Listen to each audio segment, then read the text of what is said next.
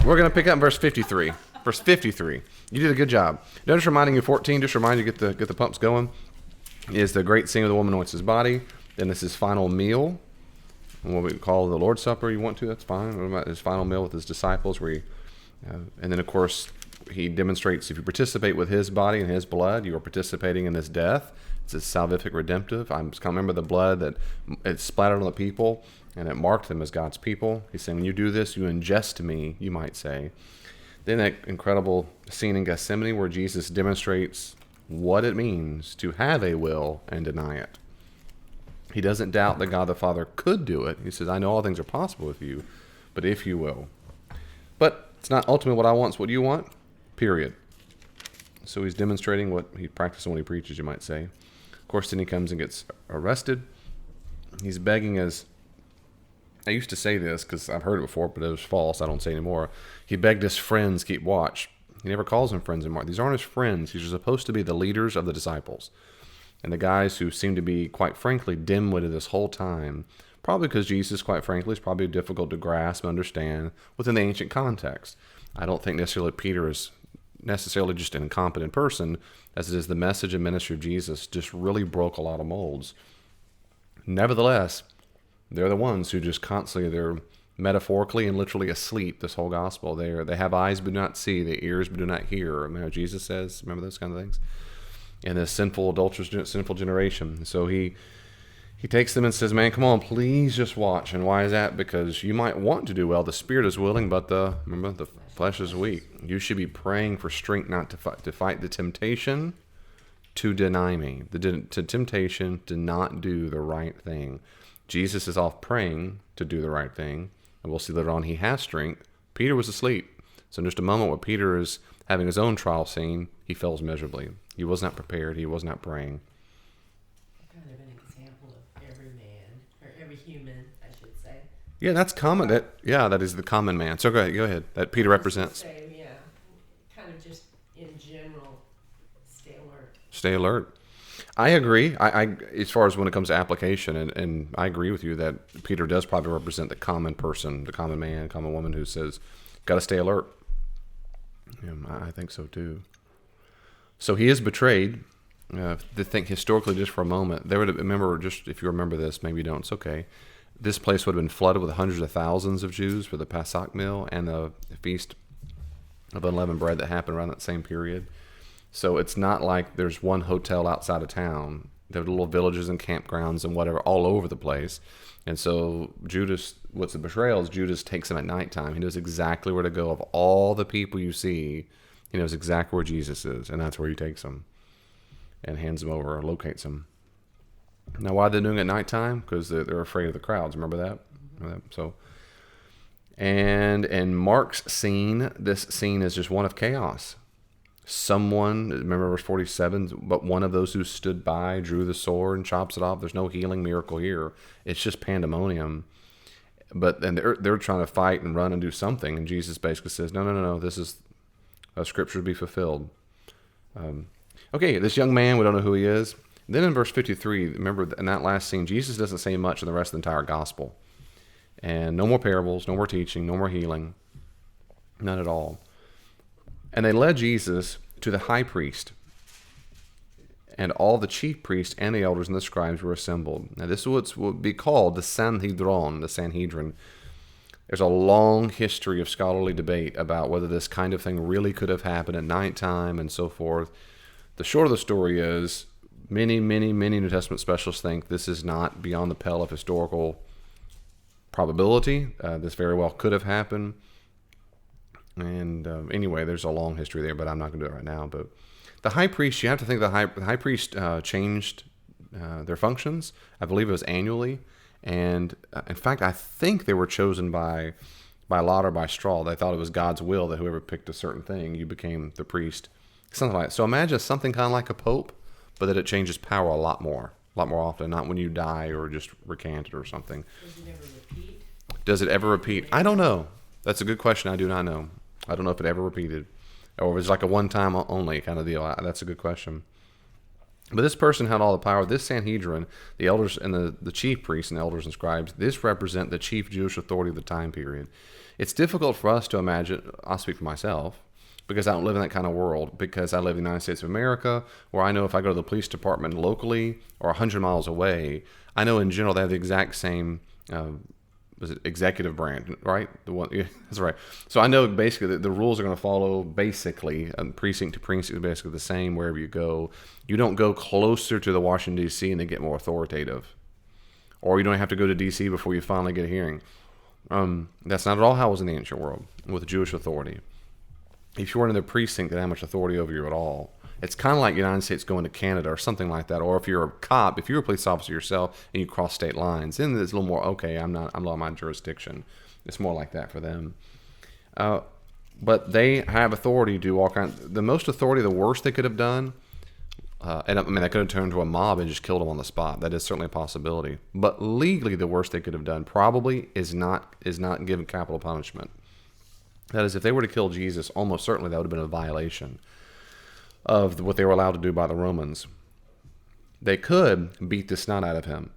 We know they beat people, I think it was 39 lashes. I used to know the number. It's like 13 in the front, 26 in the back. They beat you in the chest and the back. That's what the Apostle Paul did to Christians, and that's what happened to him. He says in 2 Corinthians, more than one occasion, he was beat like that. So this would have been something that could have, at minimum, really, really beat the snot out of Jesus. And whoever else they wanted to followed him. Now, we're about to see a lot of good irony here, and this trial scene really is there's two trial scenes going on simultaneously, Jesus and Peter. So as Jesus is led away, Peter had followed him at a distance. A little metaphor there. He followed him. Remember, throughout the gospel, follow means to be a disciple. Here it's at a distance. He's not right beside him. He's not right behind him or in front. He's way back, way back. And he goes right into the courtyard of the high priest, and he was sitting with the guards and warming himself at the fire. You can go to the traditional spot where this is, by the way, today in Israel. Now, the chief priests and the whole council. So, you notice the camera. This is a great, easy to picture as a movie because I like movies. You cut scenes. You see Peter out there, what's called a hare skin, doing his hands. And then it cuts to Jesus, and he's in the side. The chief priests, the whole council sought testimony against Jesus to put him to death, but they found none. What that means is, according to Deuteronomy and other places in the law, they need people, more than one witness, to say, we heard something that requires death, according to Levitical code. They're going to find it. I'm not going to record it, so I'm pausing. Verse 56, for many bore false witness against him, and their witness did not agree. And then that's what Mark typically does. He gives a summary, and then he unpacks it. Like he did the prayer. Jesus prayed that this cup be taken from him. And then Mark explained it, what the prayer was. Here's the same thing. Their witness did not agree. And some stood up and bore false witness against him, saying, we heard him say, I will destroy this temple that is made with hands. And in 3 days I will build another, not made with hands. Yet not even so did their testimony agree. What it means is, you would think almost that when they really get rid of Jesus, they would have stayed outside the trial scene and said, hey, okay, well, I'm going to say he said this. Right? You say the same thing. But they didn't. And the scene probably is supposed to be such a hurried, haste-filled kind of trial scene that there's not even a chance to hoot cahoots. They're just throwing out things, their lies about Jesus. But no one else says, I agree. And depending on the charge, in some texts in the Old Testament, particularly when it comes to a murder case, with capital punishment, if either person was considered lying, if you were found out to be lying, then you'd be guilty of capital punishment yourself. So the assumption we should have is that they're taking that Levitical law, the Mosaic law, very seriously, and no one's agreeing, which means they're all just lying, making up nonsense. Now, in the Mark's gospel, he never says, I will destroy this temple that is made with hands. He never says that. He says in Mark, remember this? Mark 11, he says, there won't be stone left upon another. In Mark 13, I said 11, Mark 13, he didn't say, I will do it. He just said it will occur. But it's kind of true. And in 3 days, I will build another not made with hands. Well, in Mark's gospel, he never said that. But almost certainly, if you go back to the end of Mark chapter 11, no, I was right. Right? At the end of Mark chapter 11, sorry, I'm going by memory all the time. Let me look real quickly.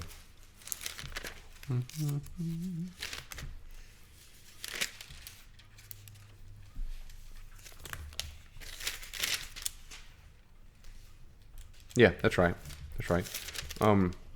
It is the end of chapter 11 that he reminds them, verses 24 and 25, I tell you, whatever you ask in prayer, believe you received it, it will be yours. You stand praying, forgive, and so forth.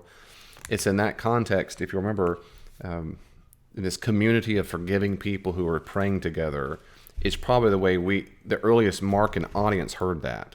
That is, they might have said, well, in Mark's gospel, he never said, I'll build a new temple, but we are it. We are the new temple. The point is, it's in God's community, now through the Christian community of Jesus, that there is a new community. But in the gospel narrative itself, we never hear Jesus ever saying that. So therefore, as Mark says in verse 56, it's false witness. It's false witness.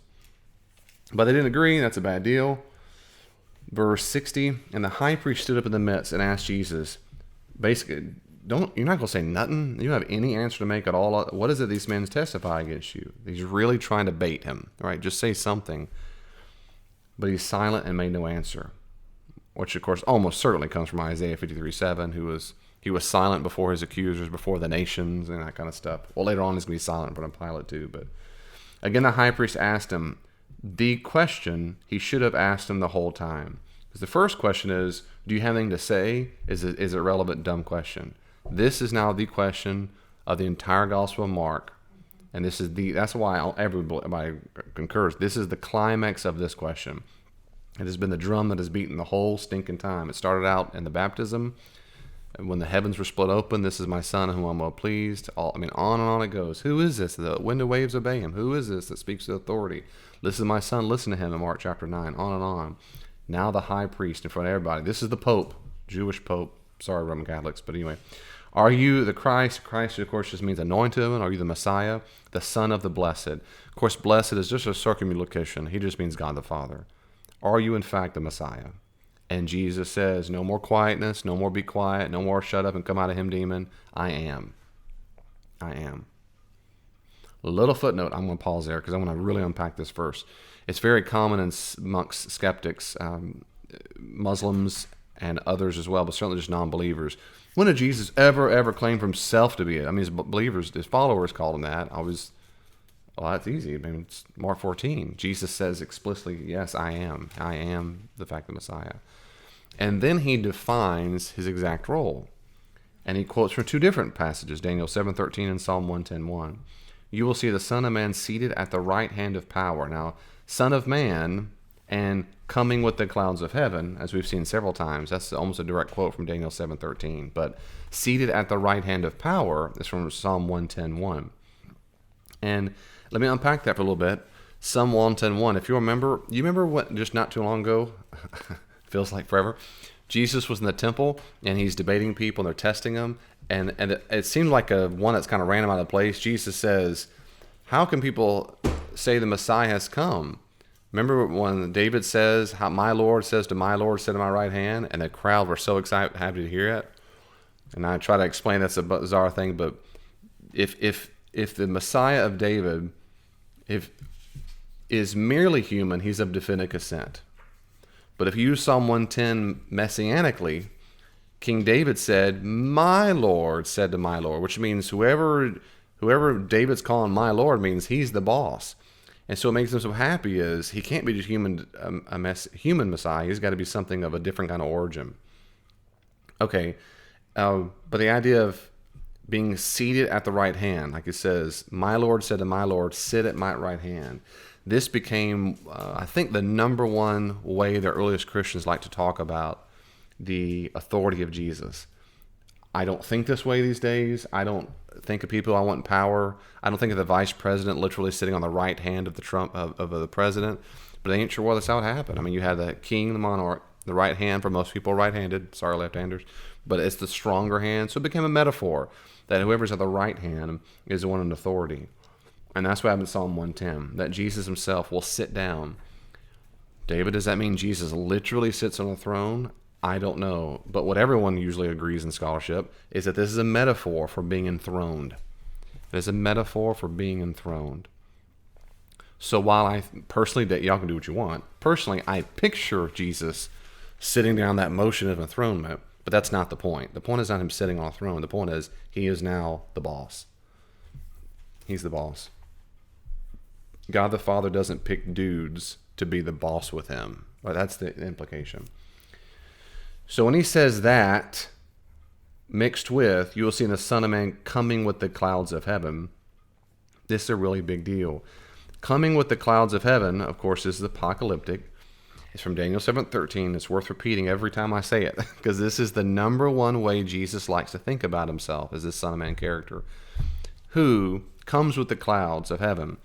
If you were raised in dispensationalism and you believe in rapture theology and where all the church is leaving, every time there's a mention of cloud, people get very excited. And unfortunately, it means they radically misunderstand the text. And are you the Christ? And that's capitalized. I don't know why you're gotcha. So why is you capitalized in verse 60 and 61? It is just your editors of that particular translation chose to put it that way. Yeah, I didn't know if it was just was doing that or not. It was just weird. And yours is capitalized too? Okay. It was Yeah. just. New King James. That's probably a throwback, Mine's American Standard. which is the version. Yeah, it's a little throwback probably to just respecting who he's talking to, maybe. But it'd be interesting if that translation we looked up every other time Jesus is talked to in the second person and see if it is a capital Y. It's just when the high priest. I'm just noticing it here. Oh, gotcha. Like when the high priest is talking to him. That's a good question. Yeah. In Greek, it does not do that. In Greek, people wrote for centuries. They wrote with either minuscules, which is minuscules is like lowercase, and then uncials are uppercase, caps lock. And they didn't do both. They did either. Okay. So every single letter is all uppercase, or every single letter is all lowercase. Okay. We started doing that in English because it was a lot of reasons, but so that's just your particular Bible. Yeah, Okay. yeah. No, it's a good question. I'm glad you asked. I'm serious. Yeah, I mean, But- it just kind of jumped out at me, and I did not notice that throughout anywhere else. So, I wonder if they did it as some respect thing, but I don't know why on the lips of the priest. That's a good question. okay. No, that's good. So in chapter 14, verse 62, Jesus admits, I am the Messiah. I am the Messiah, and I am the one who will behave like the Son of Man who comes with the clouds of heaven. And I was saying, if you're used to rapture theology and so forth, you hear clouds, get excited.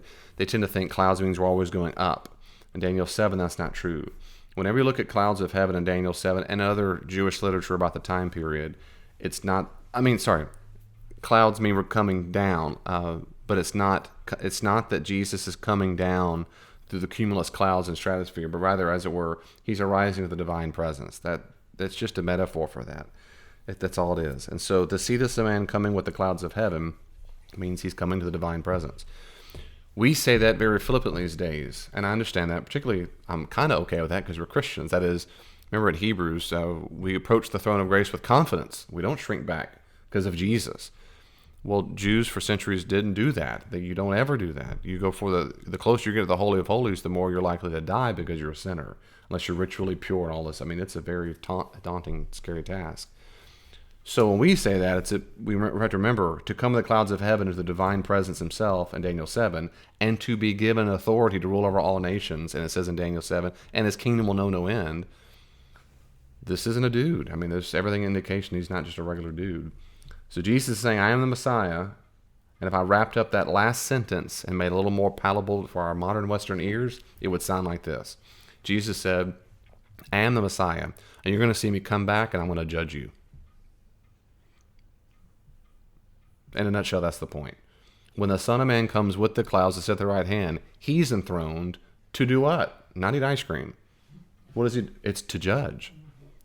You will see me come back, and the implication is judge you. I will rule over you. I will rule over you. And I'll say more about that in just a second. I'll say it right now, at minimum, that is, they understand what he meant. In verse 63, he doesn't give him a high five. He tears his garments, which is the fairly common indication of something horrible was just said or done. Typically, it's a sign of grief or repentance in the Old Testament. Why do we still need witnesses? You've heard this blasphemy. Let me pause for a second because I don't want to go too far away. I try to look up a footnotes. When he says, are you the Messiah or the Christ, the Son of the Blessed? It's very important to understand two things. One is about what it means to be Messiah, and one is to be Son. To be the son, a lot of people to this day, we need to be very careful about this when we say this around, well, Christians, certainly baby Christians, and certainly non-Christians. Son doesn't mean Jesus had a daddy and God the Father was his daddy. I meet people all the time, young and old, who do think that when it says Jesus is the Son of God, they see it that way. They really think that the Father really is his father, really is his daddy. And that certainly gave rise to Joseph Smith, who founded Mormonism, and the horrible theology represented it. And that's exactly what they thought, that Jesus was the love child between the God and Goddess, God the Father, and he had some woman, and then he grew up and so forth. Because, I'm probably when you ask that teenage boy who made all this up, he said, well, it says he's the son, and he says he's the father, so clearly nobody in the history, I'm telling you, no Christian thinker in the history of Christianity has ever thought that. They've always been very, very clear about this fact. When you read the text, that to be the son of, when it comes to being a king, no one thought, as I said way back at the baptism, this is my son of whom I'll please. That's quoting a psalm.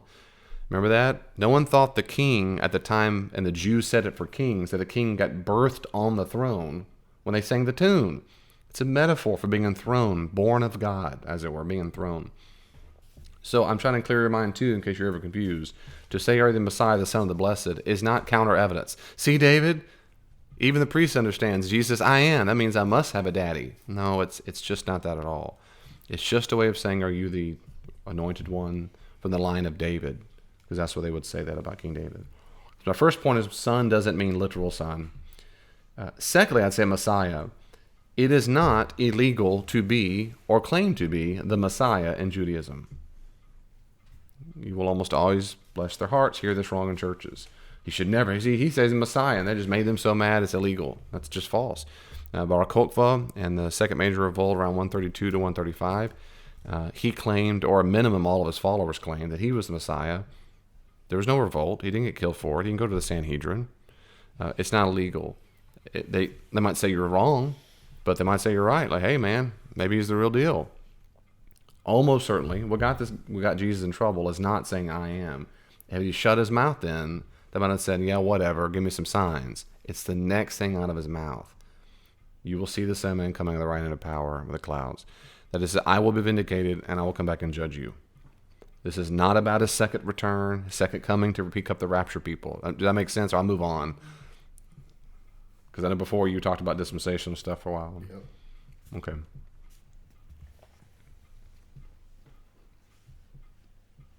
High priest is upset. Now everyone's a witness, right? You need more than one to hear some kind of bad thing.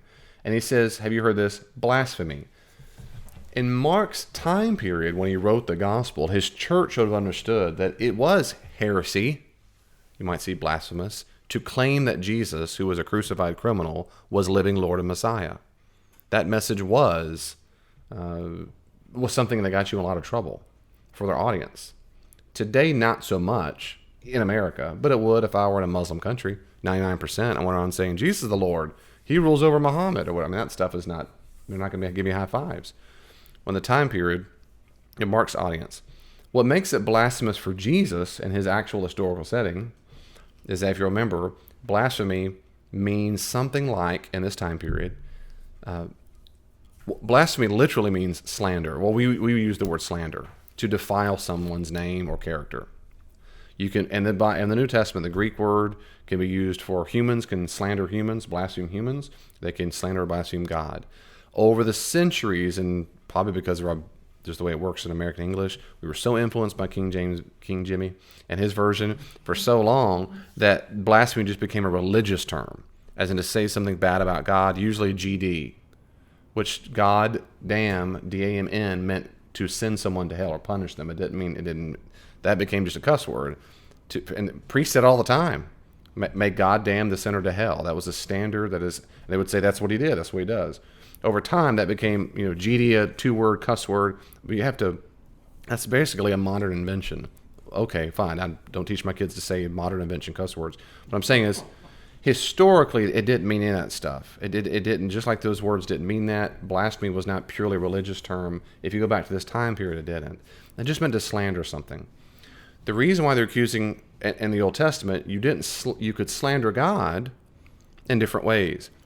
But the big Decalogue that says, do not take the Lord your God's name in vain, did not specify the kinds of things that would make his name be taken in vain. So one thing most Jews concurred upon was, at minimum is, don't say his name. Just don't even say it.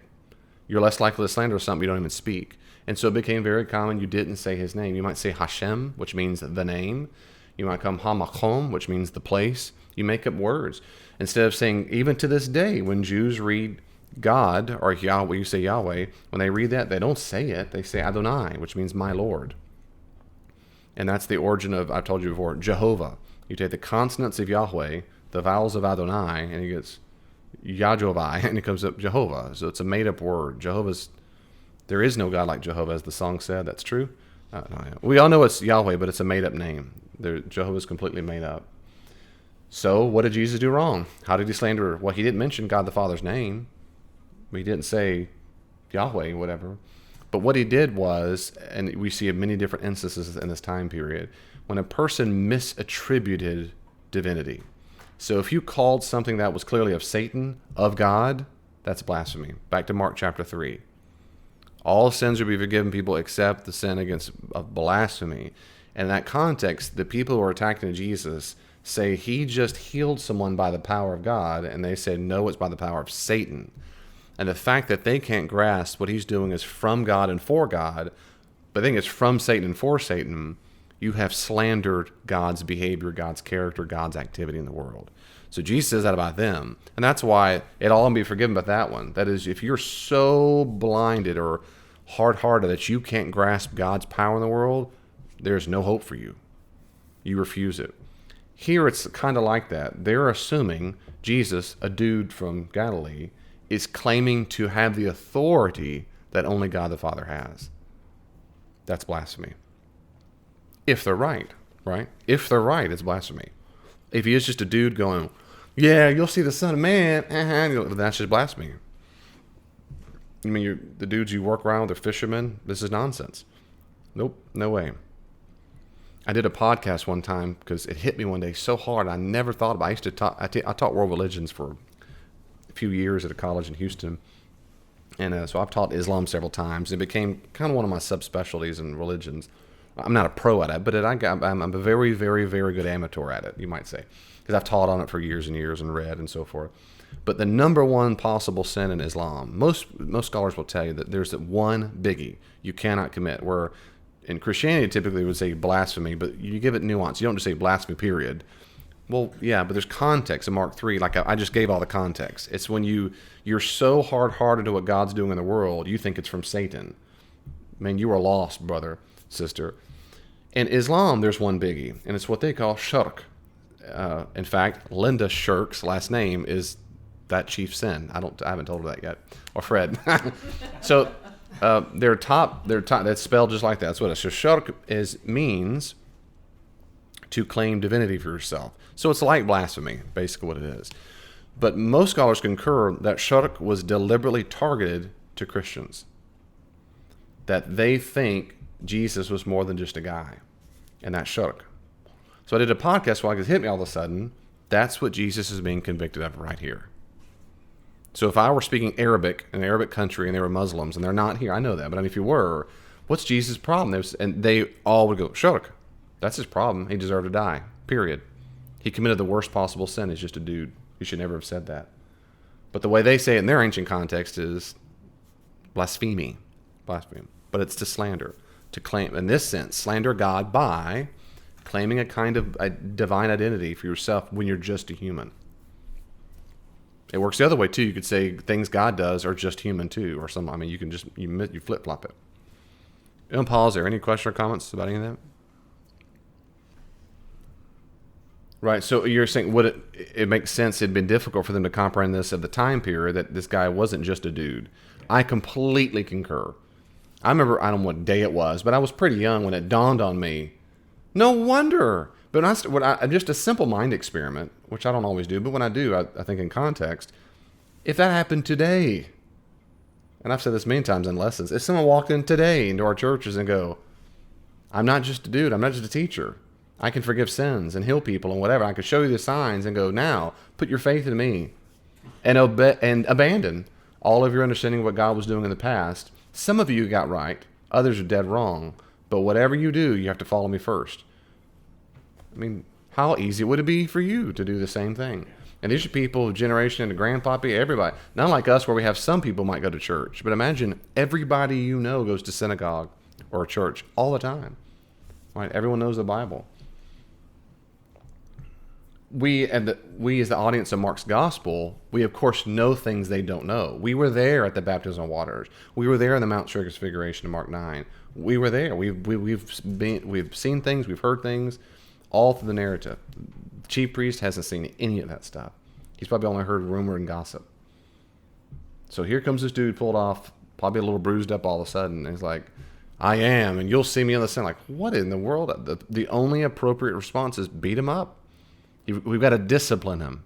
No Jew should say this nonsense. This guy is a heretic, and he should be punished. From their perspective, this is completely appropriate. I understand all that. Right? The apostles had a hard time, and how much more so they're going to have a hard time. I agree, brother. I do. Whatever that's worth, I do. Oh, you mean it's they flipped on them quickly? You mean like the crowd? Yeah. See, I gotcha. See, I guess you can have that view. I don't picture this being from the crowd.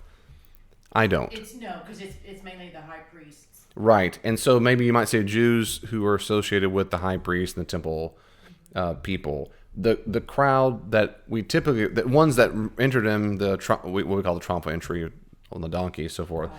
I think that crowd will appear in just a second. They do turn on Jesus.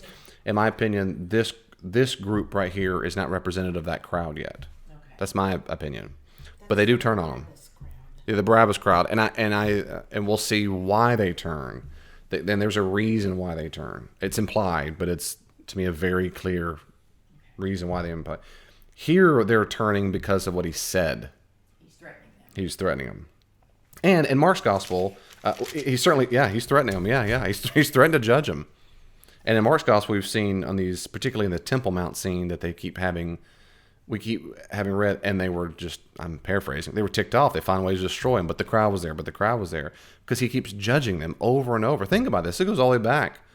Remember that? It goes all the way back to the fig tree in Mark 11. And then the fall of the temple. I mean, on and on it goes. I'm telling you, these people are corrupt. Overturn the money changers. They're like the fig tree. They're fruitless. God's going to deal with them. It gets, so he's not been their big buddy. And the odds are very high. They heard these messages. And even the gospel it says, and they heard it and got ticked off. And so they've been fuming for a long time trying to get rid of this guy. And then now he makes it very explicit. Maybe it doesn't sound explicit to us, but it's explicit when he quotes, the Son of Man will come in the clouds of heaven, right in power. I will be vindicated, and I will judge you. It's coming. I've been saying it, and it's going to happen. Yeah. You've heard his blasphemy. Blasphemy, what is your decision? And they all condemned him as deserving death. I mean, it almost certainly means the council decided that. They took a vote probably on the spot. And some began to spit on him, to cover his face, to strike him, saying to him, prophesy, and the guards received him with blows. That certainly means the Jewish guards. So they deserve death, but what they're not doing right now, of course, is killing him. Again, it's a long debate, but they probably, for one of the scholars I've read, they probably did not have authority to kill him, capital punishment. But again, it doesn't mean there's not a mob mentality could have broken him easily and killed him. They would have dragged his body out, act like it never happened. Yeah. The Sanhedrin wasn't supposed to be meeting at night either, were they? See, that's a great question. It was the Sanhedrin once supposed to be meeting at night. Well, that's why when I started with, and scholarships have been debated for so long, there were several problems, but the chief problem is a lot of what we know about the Sanhedrin comes from much later rabbinic sources. So it is just impossible to know for sure the practices of the Sanhedrin before the fall of the temple. And you're hard-pressed to find too many scholars who go, well, whatever the rabbi said is exactly how it happened. And there's a lot of reasons why they're skeptical. There's a lot of good reasons. Sometimes they're just overly skeptical about everything, and that's true. They really are. I mean, just nonsense. But sometimes you go, no, that's anachronistic, or how do they know what happened 130 years? That kind of. So we're not that's the problem. We're just not real sure. And then you can mine that material that supports or not supports what you believe about this. If you omit certain part, it becomes really complex if you admit it as evidence. So to answer or respond to your point, they weren't supposed to meet at night. My response is maybe not, maybe not. But I think today, like I said, I think many New Testament scholars would say yes, they were not supposed to. In general, that's true. It's probably true historically that they did not meet at nighttime. But it is absolutely not impossible that they called a special convened meeting because of Passover, Pesach, and because of the Shabbat, Sabbath that's about to happen. Done before Passover. Correct. They want it done before Passover and Sabbath. That's right. That high holy festival. Personally, I find that very likely. I don't know. This doesn't strike me as some crazy. They're not flying down from dragons from the stars. They just called a special communion to do a quick trial scene. There's no way this lasted more than an hour or two. I mean, it went very fast, and then these condemned, and then it's moving on. And Lynching. a lynching. That's, I think, is in that sense, yeah, it's almost like a legal lynching. Yeah, that is their goal. It was their goal.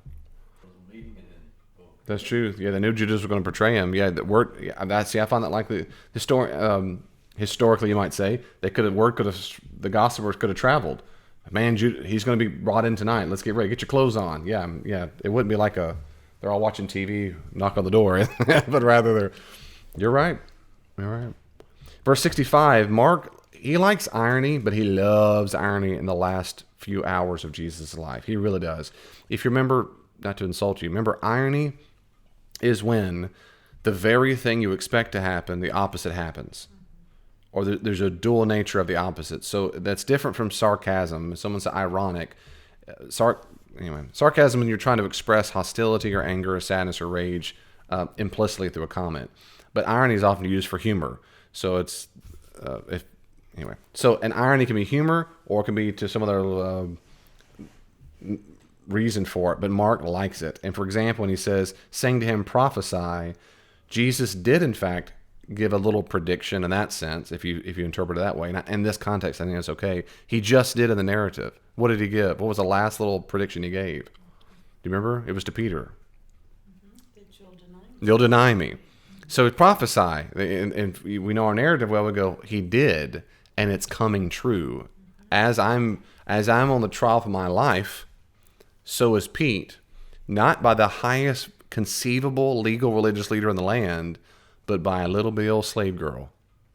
I love girls and love women, but now in the ancient world, this has been low on the social status poll, and he did prophesy. And they cover his face, they beat him, strike him, spit on him. So now Jesus is just a convicted criminal in their mind. It's over. He's done. As Peter was below in the courtyard, we probably should assume that's at about the same time. One of the maids of the high priest came. See, that's the point. She was just a maid, just a servant. And seeing Peter warming himself, she said, hey, you're also with the Nazarene Jesus. And that's interesting. Well, historically, because he just had such a long history of being from preaching in the town of Nazareth, the area. And he denied it, saying, I neither know or understand what you mean.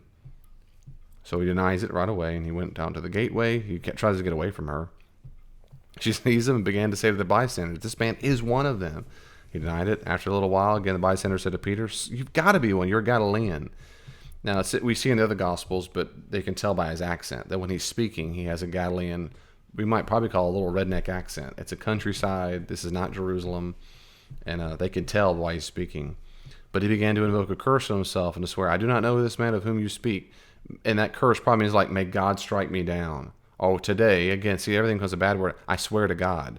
That was an old way of making it. Literally, that meant I swear to the gods. That's probably almost certainly what he said.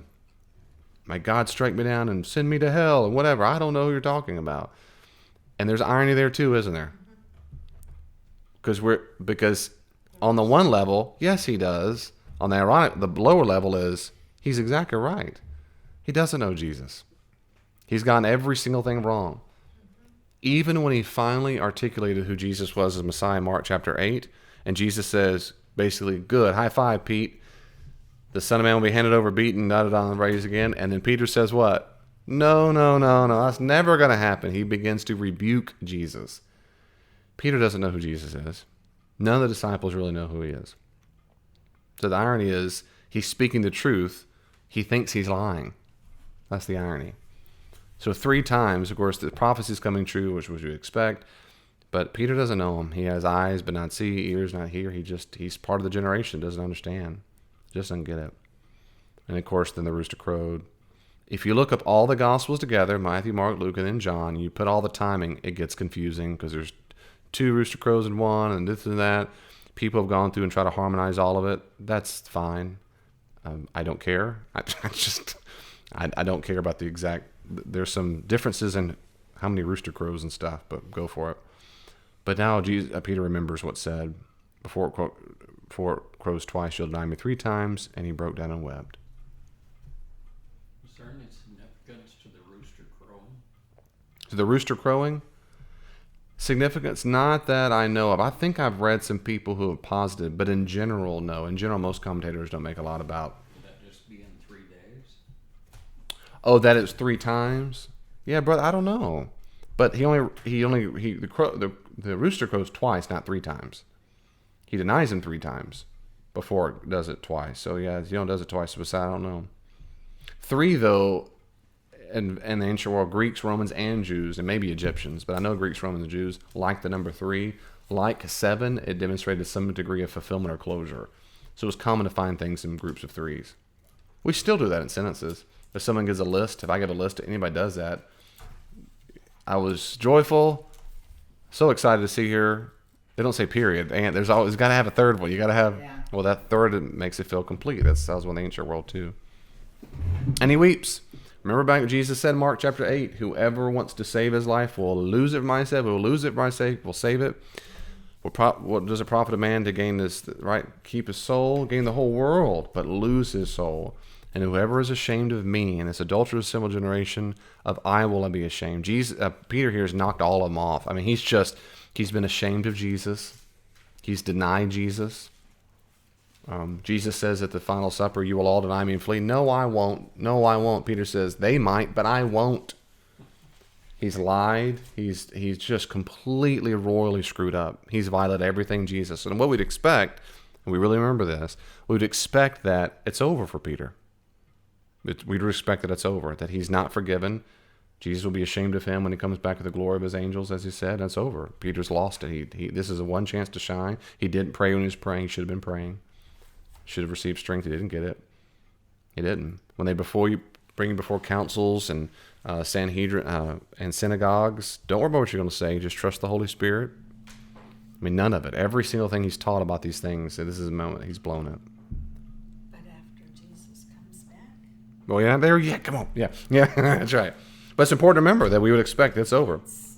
And is there any significance with the asking him 3 times and denying him 3 times? He denied him 3 times, and then when Jesus comes back, he asked Peter 3 times. oh, you're talking about in John 21. Uh, Oh, in John's gospel, he comes back and asks him 3 times, do you love me? Yeah, feed my sheep. Do you love me? Do you? have any significance with the 3 times he denied me? That's a very astute observation. That's really the only thing I've ever heard is that some people say it's 3. Do you love me? Do you love me? Because he denied him 3 times. And here he's Mm-hmm. denied him and then denied him again 3 times there. And he does in John's gospel too, of course. And so, yeah, he has 3 chances at the end of John's, what we usually call the epilogue, 3 chances to make up for his 3 denials. Mm-hmm. Yeah. I love how Sharon Dowd says, the last words you hear on the mouth of a disciple is, I do not know this man of whom you speak.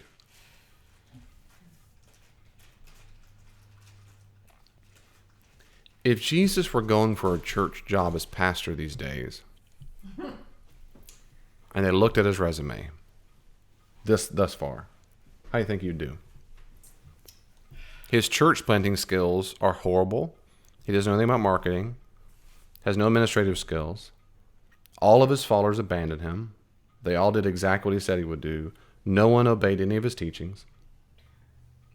He's a church of 0.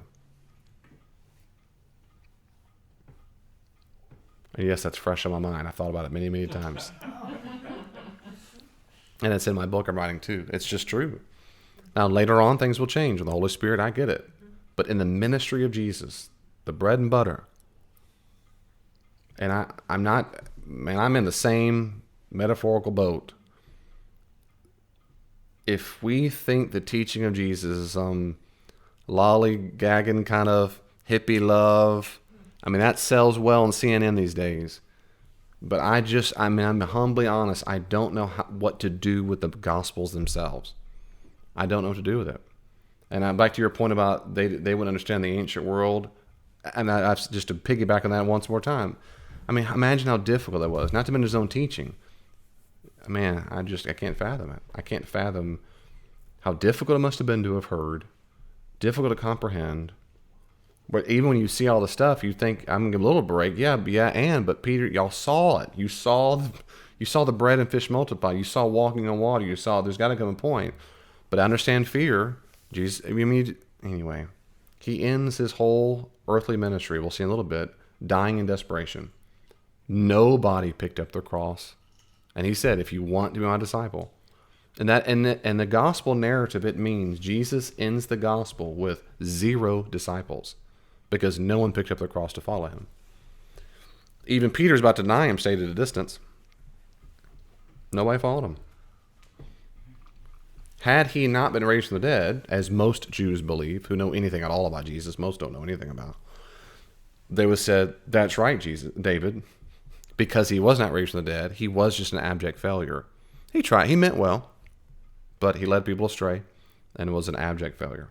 That is the standard view amongst Jews about Jesus. A little more modern, educated, nicer ones will say, no, he was a great moral teacher and so forth. And there were Jews, I've told this in other podcasts, I think in person, Van in particular, I think one time you asked a question, they might concede that he might have been resurrected. Amy Jill Levine, it teaches at Vanderbilt. Gezer Vermesh, she was a Jewish scholar at Oxford. Even they might say, yeah, he might have been resurrected. He's still not the Messiah. But most wouldn't go that far. Most would just say, no, he just was a failure. He's a failure.